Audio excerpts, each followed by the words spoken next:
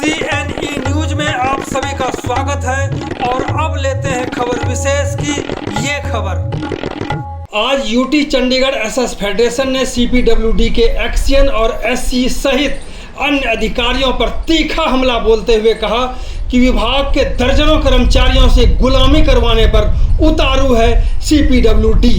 उन्होंने कहा कि यहाँ दर्जनों ठेके पर ऐसे काम करने वाले कर्मचारी हैं जिन्हें मात्र 12,000 रुपये की शर्मनाक तनख्वाह दी जा रही है, जो न सिर्फ सीधा शोषण है बल्कि जेम पोर्टल पर दर्ज नियमों की धज्जियां भी उड़ाई जा रही है।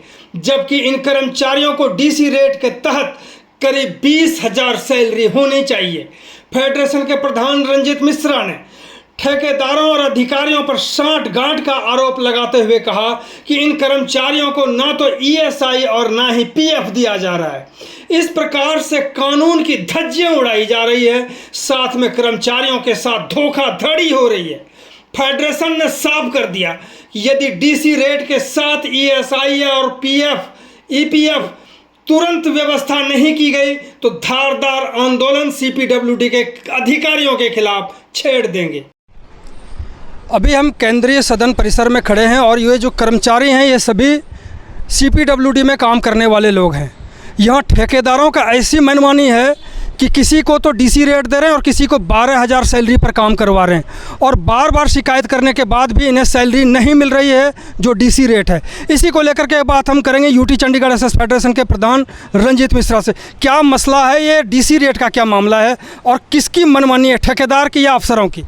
सर, पहले तो मैं आपके चैनल का CNE न्यूज़ का दिल की गहराइयों से फेडरेशन की तरफ से भी इन कर्मचारियों की तरफ से धन्यवाद करूंगा, जिनके हर मसले को आप समस्याओं को सुलझाने के लिए अफसर तक हमारी बात पहुंचाते हैं। सर, यहाँ बड़ा गंभीर मसला है कि आपको मैं शुरू से बताऊंगा कि यहाँ पे जो CPWD के अंडर में जो सेंटर की जितनी भी चंडीगढ़ में बिल्डिंग हैं, मेंटेनेंस हैं, जितने क्वार्टर्स हैं, सभी की देखरेख ये कर्मचारी करते हैं, जिसमें तकरीबन 250 के करीब हैं। लेकिन सभी को सिर्फ 32 कर्मचारी, ये जो पीछे खड़े हैं आप देख रहे हैं, सिर्फ 32 कर्मचारियों को छोड़कर सभी को प्रॉपर DC रेट मिल रहा है, उनको बोनस मिल रहा है, छुट्टियां मिल रही है, कोई शिकायत नहीं है। और ये 2 साल पहले भी ऐसा एक मसला आया था, जैसे कि आपको बता दूं, शहर वालों को, सभी अफसरों को पता है, इन कर्मचारियों को पता है कि उन कर्मचारियों का 3 साल का बोनस प्लस 3 साल का एरियर और 3 महीने की सैलरी रोकी गई थी, जो बहुत बड़ा प्रदर्शन फेडरेशन के झंडे तले हुआ था और उसको अब प्रॉपर सुलझा लिया गया है। ठेकेदार को ब्लैक लिस्ट करके उसको आउट कर दिया गया AK बिल्डर्स को। उसके बाद भी ये वही अधिकारी हैं, यही वो SC हैं, यही वो केंद्रीय सदन की बिल्डिंग है, यही एक्सियन है, यही JE और SDO हैं।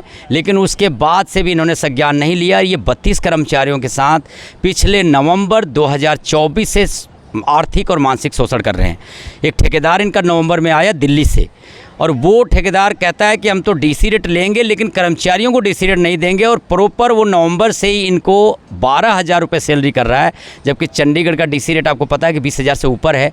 अब तो और भी DC रेट अभी अप्रैल में बढ़ा है, तो वो मिल रहा है सभी कर्मचारियों को। आल जितने भी, चाहे हरियाणा की बिल्डिंग हो, पंजाब की हो, सेंटर की हो, चंडीगढ़ की हो, कहीं की भी बिल्डिंग हो जो चंडीगढ़ में काम कर रहे हैं कर्मचारी, सभी को DC रेट मिल रहा है, सिर्फ और सिर्फ इन 32 कर्मचारियों को छोड़कर। और इसका सारा खामियाजा ये कर्मचारी भुगत रहे हैं, और जो प्रिंसिपल एम्प्लॉयर ये SC और एक्सियन के और ठेकेदार के झगड़े में, जबकि इनका कोई कसूर नहीं है। मेहनत ईमानदारी से पिछले 15-20 ठेकेदार और अफसरों की क्या लड़ाई, एक्सियन या SC जो भी है? इनकी लड़ाई जो भी हो सर, लेकिन ठेकेदार ये कहता है कि एक्सियन साहब ने मुझे बोला था कि इनको ये 12,000 रुपये की सैलरी दो, लेकिन मैं इस चीज़ को नहीं मानता और इसको मानना भी पड़ेगा। क्यों? लिखित रूप में उन्होंने कहा कि 12,000 की सैलरी दो।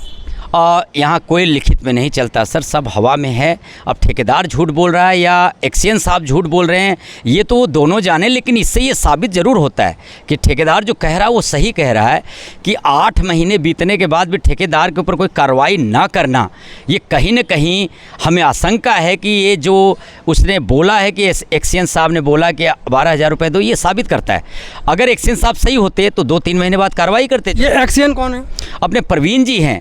आप आपको मैं बता दूं, ये वही प्रवीण जी हैं जो 2 साल 3 साल पहले जो एके बिल्डर्स वाला ठेकेदार का मसला हुआ था, इलेक्ट्रिकल डिपार्टमेंट के ये एक्सियन है और ये भी उस टाइम में थे। और जब फटकार इन लोगों को सभी को लेबर कोर्ट से लगी तब इन्होंने देने पे मजबूर हुए। लेकिन हाँ, एक और विडंबना बताऊं सर, बड़ी हैरान कर देने वाली बात, अप्रैल 2025 में एलसी ऑफिस से इनको डिसीजन मिल गया कर्मचारियों को। उन्होंने साफ शब्दों में लिख के दे दिया है कि 10% पेनल्टी के साथ इन कर्मचारियों को सैलरी दी जाए। लेकिन अप्रैल देखिए कहाँ है और आज सितंबर चल रहा है, तो एक्सियन साहब नहीं जागे ना एससी साहब जागे। अब उसको इतना मौका दे दिए ठेकेदार को कि वो इस मसले को लेके हाई कोर्ट चला गया। तो ये लापरवाही सीपीडब्ल्यूडी के अधिकारियों की है और इनके जैम पोर्टल पर कंडीशन पर लिखा हुआ कि अगर किसी प्रकार की कोई गड़बड़ ठेकेदार करता है तो उसके ऊपर कार्रवाई करते हैं, उसको ब्लैकलिस्ट करें, उसके ऊपर कार्रवाई करें और कर्मचारियों को अपने हेड से सैलरी दें। लेकिन इस सीपीडब्ल्यूडी के अपने एक्सियन साहब, एससी साहब, इन्होंने संज्ञान टाइम से नहीं लिया, जिसका खामियाजा ये कर्मचारी भुगत रहे हैं।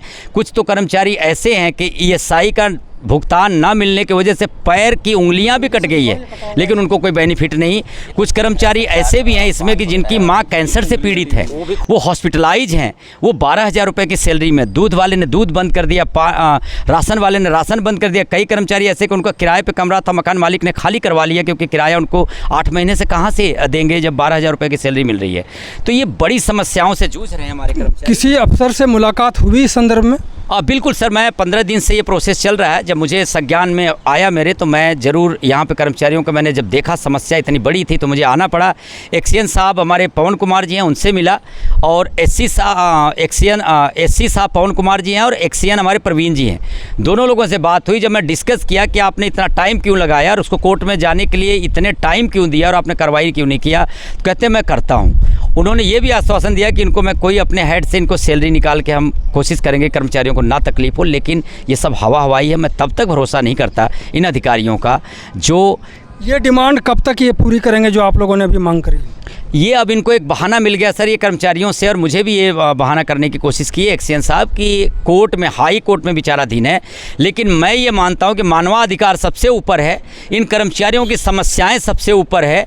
इनको कोर्ट भी नहीं ये मना करेगा जब ये सही तरीके उनको रिप्रेजेंट करेंगे, क्योंकि ये मजबूर कर रहे हैं कि ये कर्मचारी 12-12 हज़ार रुपये में परिवार चलाना मुश्किल है। तो ये इतनी मोटी रकम वकीलों को दे के इनके तरफ से पटिशन कैसे कर्मचारी दायर करेंगे? इसलिए इनकी चाहिए कि इनकी जो समस्याएं हैं, ये एक्सियन साहब को चाहिए कि अपने वकील के माध्यम से इनकी समस्याएं बताएं कि इनके घरों में कितनी समस्या चल रही है, ताकि कोर्ट भी इसमें ऑब्जेक्शन करे कि इनको सैलरी देते हुए तब कोर्ट की कार्रवाई कंप्लीट हो, क्योंकि ये कर्मचारी काम कर रहे हैं। अगर ये डिमांड पूरी नहीं होती है तो क्या फिर आगे की क्या रणनीति होगी? बिल्कुल सर, मैं इसीलिए आपके माध्यम से बता देना चाहूँगा अपने एक्सियन साहब को, प्रवीण कुमार जी को, एससी साहब पवन कुमार जी को, कि अगर ये कार्रवाई जल्दी नहीं की गई, इन कर्मचारियों की समस्याओं का समाधान जल्दी नहीं किया गया, तो फेडरेशन का अध्यक्ष होने के नाते मैं एक बिल्कुल आपके माध्यम से बताना चाहूँगा कि मुझे कोई बड़ा प्रदर्शन करने पे ये मजबूर करेंगे, जो मैं नहीं चाहता। ये जो कर्मचारियों का और जो फेडरेशन का और अधिकारियों का जो एक संपर्क है, जो एक जुड़ाव है, उसको तोड़ने की कोशिश ना करें। इनकी समस्याओं को जल्दी हल करें, अन्यथा बड़ा प्रदर्शन होगा तो उसका जिम्मेदार ये एससी और एक्सियन साहब होंगे। बहुत बहुत धन्यवाद बात करने। बहुत बहुत धन्यवाद सीएनई न्यूज़ का सर। सीएनई न्यूज़ के साथ बने रहने के लिए आप सभी का बहुत बहुत धन्यवाद।